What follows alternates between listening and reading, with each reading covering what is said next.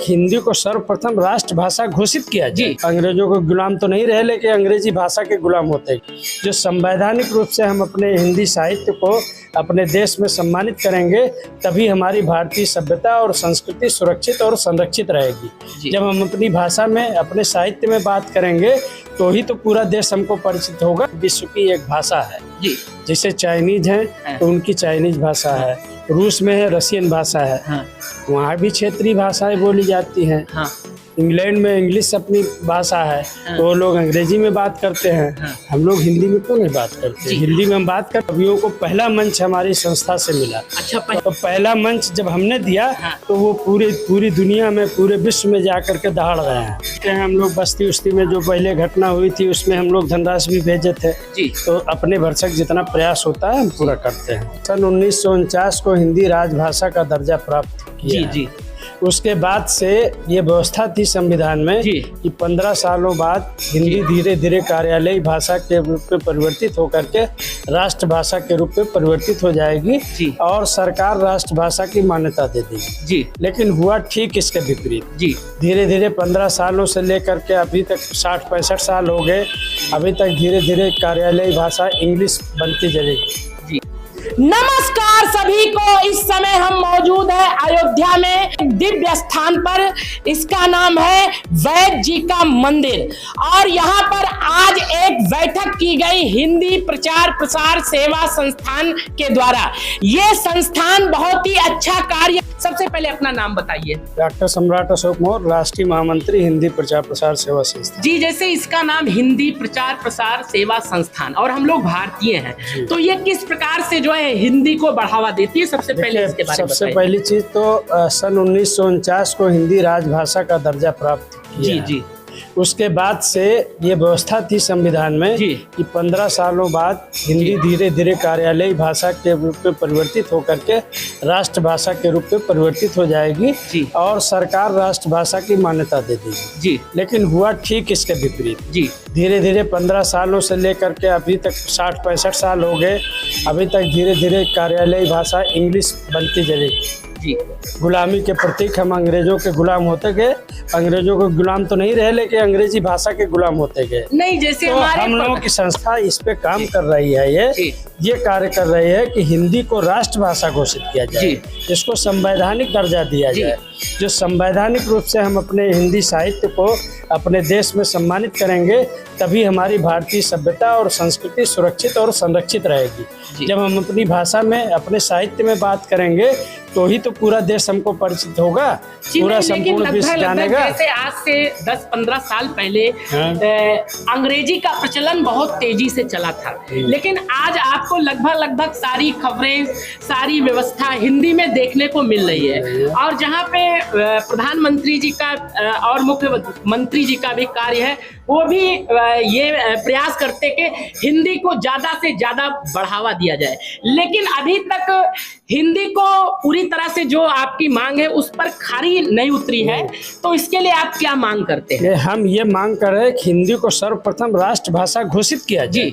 जब राष्ट्रभाषा, कोई भी संविधान या विधान जब संविधान का रूप ले लेगा, कानूनी अमली जामा पहना लिया गया, तो निश्चित रूप से पूरा देश मानने के लिए बाध्य होगा जी। तो जब हिंदी को राष्ट्रभाषा का दर्जा प्राप्त हो जाएगा, तो निश्चित रूप से सारे कार्य, कार्यालयी कार्य से लेकर के विधायी कार्य सब हिंदी में होंगे और जब हिंदी में होंगे तो हमारी सभ्यता और संस्कृति सुरक्षित रहेगी और हम अपनी भाषा का जब सम्मान करेंगे, तभी देश का सम्मान है। पूरे विश्व में सबसे ज्यादा भाषाएं अगर कहीं बोली जाती है तो वो अपने भारत में बोली जाती है, तो उसको आप कैसे कन्वर्ट किया जाएगा? उनकी भाषाओं को लोग कैसे समझ पाएंगे? किसी भाषा का विरोध नहीं है जी। विरोध किसी भाषा का नहीं। भाषा जितने अधिक आदमी को आवे, जितने अधिक सीख सके, उतने अच्छा है, उसके लिए उतना उपयोगी है। तो इससे कोई ऊंचे नहीं, तो ऊंचे नीचे की भाव तो नहीं आएगी? कोई ऊंचे नीचे का भाव नहीं। सारे विश्व को उठा के देख लीजिए, सारे विश्व की एक भाषा है जी। जैसे चाइनीज है तो उनकी चाइनीज भाषा है, रूस में है रशियन भाषा है, वहाँ भी क्षेत्रीय भाषाएं बोली जाती हैं। इंग्लैंड में इंग्लिश अपनी भाषा है, तो वो लोग अंग्रेजी में बात करते हैं। हम लोग हिंदी में क्यों नहीं बात करते? हिंदी में हम बात करें। कवि को या रचनाकार को कोई मुकदमा हो गया या कहीं से उसके साहित्य के वजह से उसके ऊपर उंगली उठ गई, तो उस जगह आपकी संस्था उनके साथ कैसे खड़ा होगी? हमारी संस्था उनके साथ खड़ी होगी, उनके साथ जो भी सहयोग होगा हम लोग करेंगे जी। यही तो मांग हो रही है कि जो रचनाकार हमारे हैं, जो समाज की विसंगतियों को देख करके लिखता है, रचना करता है, लिखता है, लेखन करता है, उनके साथ अगर कोई दुर्व्यवहार होता है तो उसके लिए हम लोग खड़े हैं। जी। अभी जैसे अभी आपकी संस्था लगभग कितने जिलों में काम कर रही है, उसके बारे में थोड़ा हमारी संस्था करीब इस समय 12 प्रदेशों में मेरी पत्रिका जा रही है, संस्था द्वारा जो निकल रही है साहित्य सम्राट पत्रिका 12 प्रदेशों में रन कर रही है जी। और उसके विस्तार के लिए हम लोग लगे हुए हैं जी। और लगभग उत्तर प्रदेश के सभी जिलों में से हम लोगों के यहाँ आते हैं। हाँ। जैसे 14 सितंबर का और हिंदी दिवस हो गया, ये कार्यक्रम बृहद रूप से मनाया जाता है जी। विश्व हिंदी दिवस 10 जनवरी को वो भी बृहद तौर पे मनाया जाता है। और इसमें हम जो समाज में उत्कृष्ट कार्य करते हैं विविध क्षेत्रों में, कोई जरूरी नहीं कि साहित्य से क्षेत्र में भी करें। हाँ। आध्यात्मिक क्षेत्र में जो कार्य कर रहा, वैज्ञानिक जो अच्छा कार्य कर रहा, कृषि के क्षेत्र में अच्छा कार्य कर रहा, संगीत और कला में अच्छा कार्य कर रहा, उनको भी हम लोग प्रोत्साहन देने के लिए सबको सम्मानित करते हैं। संस्था का जो है सर्टिफिकेट दे करके, उसका प्रमाण पत्र दे करके बाकायदे उसके उत्साह वर्धन के लिए हम काम करते हैं जी। तो जब हम निश्चित रूप से सकारात्मक ढंग से भूमिका निभाएंगे तो किसी के साथ कोई अपमान या अवमानना नहीं होने पावे, इसका भी ध्यान रखते हैं। अच्छा, जैसे कोई कवि है थोड़ा सा सहमा, क्योंकि जब कवि या रचनाकार शुरुआत में कोई चीज शुरुआत करता है तो कहीं ना कहीं हर आदमी को दिक्कतों का सामना करना पड़ता है। तो अगर उस समय यदि आपके वो संपर्क में आना चाहे, जिससे उसे, क्योंकि आपके पास बहुत से अनुभव है और आपके पास बहुत से ऐसे लोग जुड़े हैं जो, क्योंकि हमारे देश का विकास तभी हो सकता है जब उस प्रकार के कार्य को करने वाले लोग हों, और उनको कब सीखने को मिलेगा आप जैसे ही लोगों से। तो क्या यहाँ पर वो सहयोग मिलेगा उन्हें आगे बढ़ाने में? बिल्कुल, देखिए मेरी संस्था का ये उद्देश्य है। हाँ। इस संस्था के बनाने का स्वर्गीय मेरे पिताजी का भी ये उद्देश्य था कि जो अप्रकाशित कवि हों, अप्रकाशित लेखक हों, उनको हम प्रकाश में लाएं। हाँ। उनकी दबी जुबान को जो है मुखर कर सकें। हाँ। इसके लिए हम लोग एक संस्था बराबर प्रयास करती है और आप विश्वास नहीं मानेंगे 10 वर्षों 10-15 सालों के 15 कहें 20-25 साल 20-22 साल हो गया, 20 साल हो गया।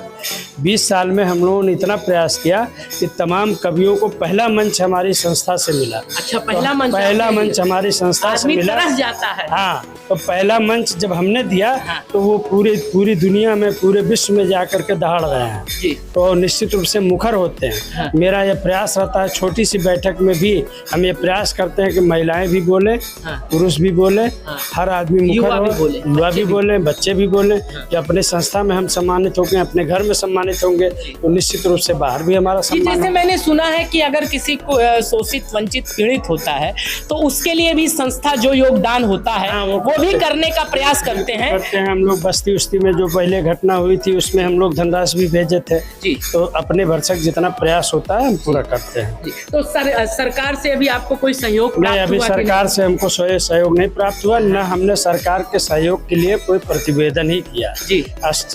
लेकिन तो ऐसे लोगों को जब आप लोग आगे बढ़ेंगे तभी देश का उत्थान विकास होगा, तो सरकार को तो आपका सहयोग करना चाहिए ना।